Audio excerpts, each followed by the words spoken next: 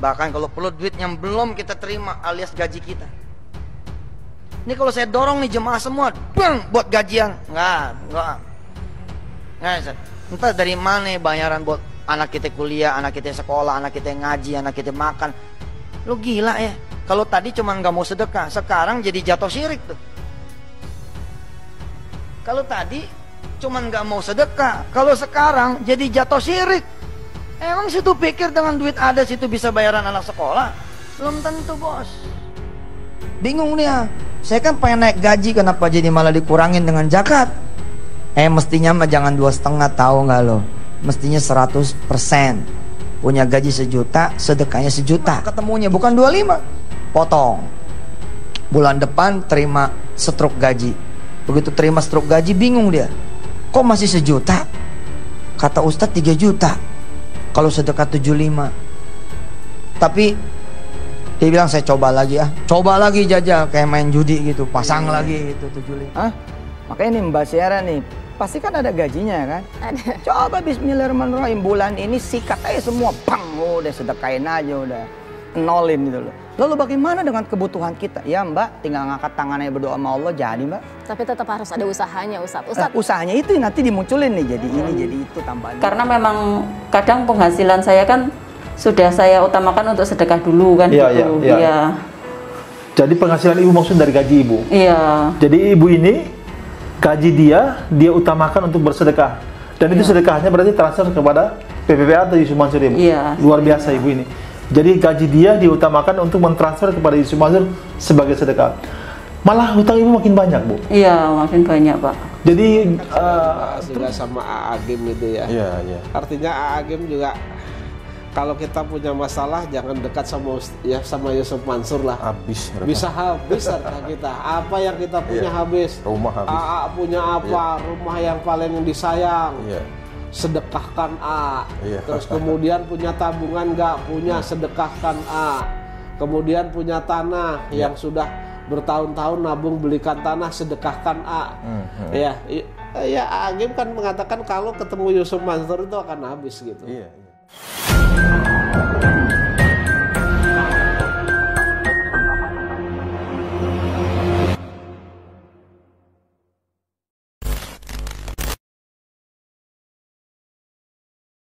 Kan nggak mungkin saya mencatat 8 rakaat seperti itu gitu. Jadi menurut hemat saya malah ini bukan kita takut sama Allah, malah takut sama manusia. Betul. Menurut hemat saya malah kurang bagus gitu ya. Dan seolah-olah seperti jamaah disuruh beriadoh, ini kan supaya bisnis lancar. Nah, ini ketika bisnisnya ada masalah, bisnisnya macet, nah ini yang disalahkan jamaahnya. Nah ini betul yang disalahkan jamaahnya. Antum-antum ini katanya mungkin ada yang berbohong, ada yang kurang khusyuk, ada yang macam-macam lah. Itu yang disalahkan jamaahnya. Bukan mereka mau ngoreksi diri sendiri. Bagaimana mereka menjalankan bisnis itu, justru kami yang disalahkan gitu loh.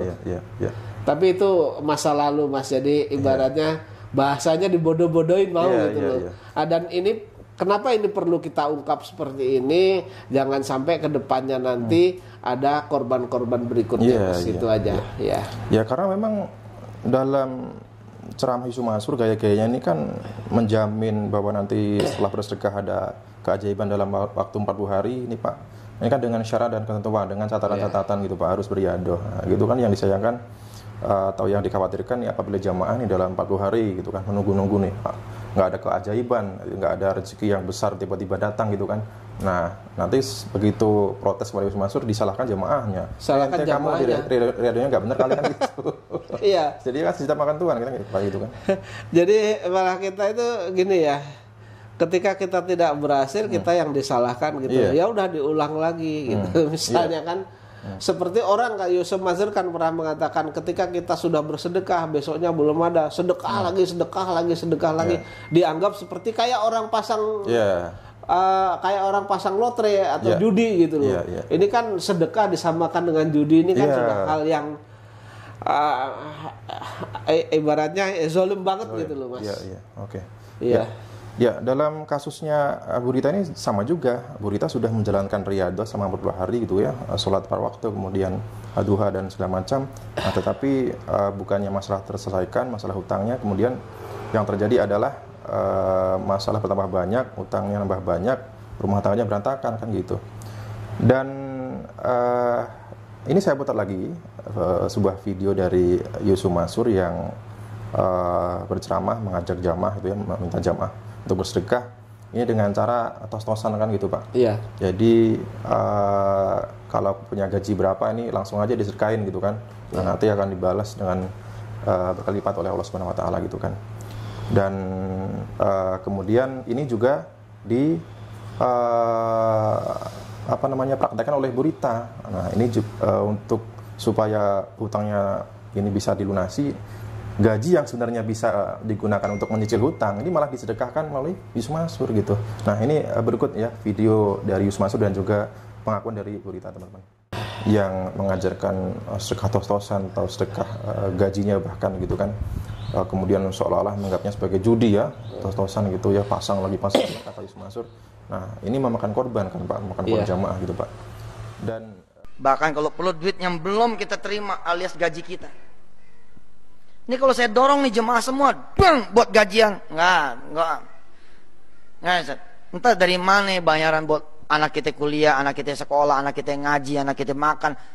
Lu gila ya? Kalau tadi cuma nggak mau sedekah, sekarang jadi jatuh syirik tuh. Kalau tadi cuma nggak mau sedekah, kalau sekarang jadi jatuh syirik. Emang situ pikir dengan duit ada situ bisa bayaran anak sekolah?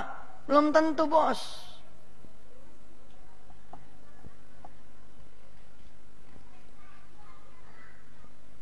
Mau diterusin nggak nih pertanyaannya nih? Lo ngelihat mukanya nggak tega gitu. Iya. Saya lagi nggak mau iseng nih malam ini. Nggak enak depan guru saya ini. Pengen naik gaji kenapa jadi malah dikurangin dengan zakat? Mestinya mah jangan 2,5 tahu nggak lo? Mestinya 100%. Punya gaji 1 juta, sedekahnya 1 juta. Insya Allah disambut potong. Bulan depan terima stroke gaji. Begitu terima stroke gaji bingung dia. Kok masih 1 juta? Kata Ustadz 3 juta. Kalau sedekah 75. Tapi dia bilang saya coba lagi ya. Coba lagi jajal kayak main judi gitu. Pasang lagi itu 75. Makanya nih Mbak Syara nih. Pasti kan ada gajinya kan? Ada. Coba bismillahirrahmanirrahim. Bulan ini sikat aja semua. Bang, udah sedekain aja udah. Nolin gitu loh. Lalu bagaimana dengan kebutuhan kita? Ya Mbak, tinggal ngangkat tangannya berdoa sama Allah jadi Mbak. Tapi tetap harus ada usahanya Ustadz. Usahanya itu nanti dimunculin nih. Jadi ini jadi itu tambahannya. Karena memang kadang penghasilan saya kan sudah saya utamakan untuk sedekah dulu kan gitu. Iya. Jadi penghasilan ibu maksud dari gaji ibu? Iya. Jadi ibu ini gaji dia utamakan untuk bersedekah. Dan itu sedekahnya berarti transfer kepada PPPA atau Yusuf Mansur ibu. Iya. Luar biasa ibu ini. Jadi gaji dia diutamakan untuk mentransfer kepada Yusuf Mansur sebagai sedekah. Malah hutang ibu makin banyak bu. Iya, makin banyak Pak. Gaya-gaya Yusuf Mansur Pak. Jadi seolah-olah jamaah ini diminta sedekah dengan kata yakin gitu Pak. Jadi apa yang kita punya, tabungan yang kita punya, bahkan gaji yang belum keluar pun itu sudah kita niatkan nanti kalau sudah gajian ini akan disedekahkan semua gitu pun. Nah, dan ini dialami oleh Bu Rita, dipraktekkan. Tapi nyatanya kan juga zong juga kan gitu. Nah, ini menurut Pak Zeni gimana, tepat nggak nih Pak? Iya. Sebenarnya kan sudah dibahas juga sama Agim itu ya. Iya. Artinya Agim juga kalau kita punya masalah jangan dekat sama Yusuf Mansur lah. Bisa habis harta kita. Apa yang kita punya habis. Rumah habis. AA punya apa? Rumah yang paling disayang. Sedekahkan A. Terus kemudian punya tabungan nggak punya, sedekahkan A. Kemudian punya tanah yang sudah bertahun-tahun nabung belikan tanah, sedekahkan A. Ya, ya Agim kan mengatakan kalau ketemu Yusuf Mansur itu akan habis gitu. Nah, solusinya juga tidak terselesaikan kan begitu.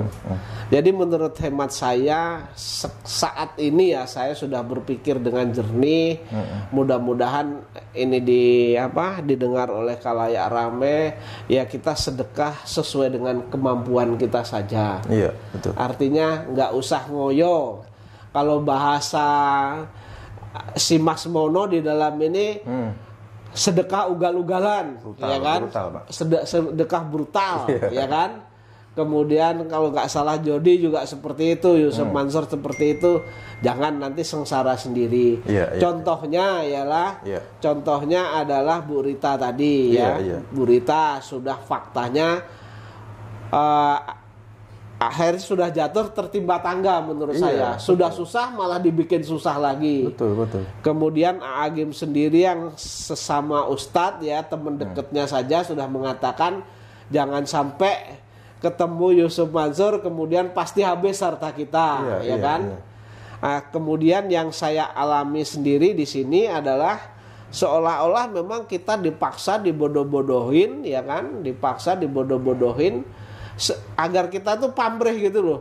Jadi ketika kita berinvestasi sama mereka yang menjalankan, kita yang disuruh riado dan seterusnya. Ketika usaha mereka tidak berhasil, kita yang disalahkan. Nah, dan ketika kita melakukan riado itu kemudian sudah menginginkan ABC, menurut saya adalah yang pamrih. Menurut saya tidak bagus juga seperti itu. Kalau kita bersedekah ya biar saja tangan kanan kita memberi, tangan kiri kita seolah-olah tidak tahu kan begitu Mas. Kalau masalah balasannya biar Allah saja yang membalaskan itu. Kan Allah Maha tahu. Betul. Apa yang kita butuhkan tuh Allah Maha tahu gitu. Nah, sekarang saya balik nih. Kalau ajaran Yusuf Mansur itu menurut Yusuf Mansur itu dibayar dengan cash, ya kan? Kenapa Yusuf Mansur ketika ini banyak masalah kemudian kalah sama saya, kalah sama Bu Ilis, mereka kenapa tidak beriadoh saja nanti dapat duit lalu nanti dikembalikan kan? Betul. Jamaah-jamaah Masjid Darussalam dikembalikan kan begitu. Nah, kalau yang misalnya orangnya sudah tidak ada, tinggal ahli warisnya seperti Pak Oleh, kembalikanlah sama ahli warisnya kan begitu. Betul. Nah, Yusuf Mansur sendiri kan nggak mau seperti itu. Betul. Kalau mereka bisa beriadoh seperti itu, kemudian usahanya bangkit dan seterusnya, kenapa Pak Itren juga tidak diriadoin sama mereka? Betul. Iya kan? Kemudian Hotel City ketika ini dijual operasional tidak laku, kenapa mereka tidak riadoh saja kan begitu? Jadi menurut saya Yusuf Mansur ini ya jarkoni, ngajari raiso nglakoni gitu Mas. Ya, dan juga kan ada ajaran aneh lagi Pak. Ya dia mengajarkan wirid ya Allah kaya, ya Allah kaya, ya Allah ini, ya Allah ini kan. Jadi kalau memang ajaran itu benar ya tinggal Yusuf Mansur praktekkan sendiri saja gitu Pak. Praktekkan sendiri. Kalau saya udah nggak mau ikut-ikutan Mas. Sebaik-baik doa adalah doa yang ada di dalam Al-Quran dan doa yang diajarkan oleh para nabi. Ketika kita membuat-buat sendiri ya kita bukan ahlinya kok. Iya kan? Dan yang dikhawatirkan kan begini, seolah-olah kalau seseorang atau jamaah ini punya masalah kemudian berkonsultasi ke Yusuf Mansur itu solusinya sama, sedekah gitu. Yang dikhawatirkan begini, ini kasus berita mempunyai utang piutang, solusinya disuruh sedekah malah tambah utangnya. Nah ini kalau misalkan orang sakit gitu Pak, kemudian konsultasi ke Yusuf Mansur, kalau disuruh sedekah padahal bisa digunakan untuk berobat, malah meninggal kan? Ternyata orangnya meninggal kan? Siapa yang tanggung jawab? Nyawa kan nggak ada yang jual Mas. Iya. Menurut hemat saya ya, terutama yang paling harus dijauhi dari Yusuf Mansur itu Mansur dan kawan-kawan ini berbahaya, memang harus dijauhi menurut hemat saya. Kemudian kalau memang Bu Rita ini punya masalah utang piutang, masalah keuangan, kemudian berkonsultasi kepada Yusuf Mansur, mengadu Yusuf Mansur kan bisa mempraktekkan bagaimana dirinya juga mengajarkan sedekah tos-tosan, sedekah brutal. Tinggal dia aja membantu Bu Rita melunasi utang-utangnya gitu kan, itu kan Pak, kan istilahnya ada hadis bagaimana kalau kita itu mempermudah kesulitan orang lain, kita pun juga akan dipermudah oleh Allah Subhanahu wa taala. Kenapa? Yusuf Mansur tidak mengajarkan itu. Kemudian tidak membantu saja berita, kemudian mencarikan pekerjaan, justru diminta sedekah kan gitu loh. Sedekah. Nah, ini kan ada yang orang Boyolali itu Pak Patur Pak Patur itu. Pak Patur itu kan pernah bersedekah. Betul. Ya kan, ketika Pak Patur sedang jaya-jayanya, Pak Patur diminta untuk bersedekah, lalu kemudian mensedekahkan mobil, ya kan?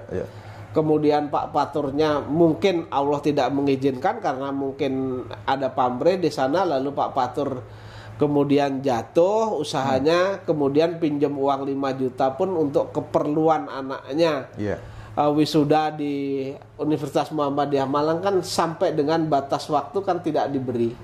Dan itu saya mendengar itu dari Pak Patur sendiri yang bercerita. Artinya saya patut mempercayai karena itu kan pelaku, Mas. Betul. Wow. Ada buktinya juga jelas kok. Karena itu pelaku kan. Ada buktinya mobil saya yang saya sedekahkan ini kemudian dipakai ustadz ini, ya kan? Jelas kan? Ada chattingan juga dari M juga. Iya.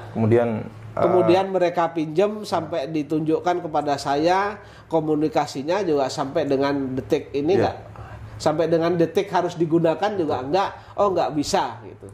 Artinya jangankan Yusuf Mansur bersedekah, Yusuf Mansur dipinjemin aja nggak mau minjemin. Betul. Iya kan. Padahal kan Pak Patur itu cuma meminjam 5 juta. Ini 5 juta loh, Mas. Berapa persen dari yang disedekahkan oleh Pak Patur gitu kan? Betul, Mas. Kalau sedekah mobil satu, katakanlah yang paling jelek-jeleknya waktu itu 200 juta, ya kan? Kalau pinjam cuman 5 juta kan berapa persennya, Mas? Betul. Iya kan? Hanya sekitar 2%-nya, Mas. 5 enggak sampai berapa persennya? Iya kan? Kalau 10%-nya kan 20. Kalau 5 ya sekitar 5%, Mas. Dan di situ Yusuf Mansur alasannya ini menolak memberikan bantuan kepada Pak Patur ini karena usahanya sedang tiarap. Nah, akhirnya tiarap satu-satu nih, Pak Patur udah tiarap semua nih. Ya alhamdulillah. Kemudian Allah ketika mereka berdoa seperti itu, kemudian Allah mengatakan tiarap juga kan begitu. Ucapan kan doa bagi mereka juga kan. Berarti dalam konteks kasusnya Bu Rita ini doktrin Yusuf Mansur ya, seperti video tadi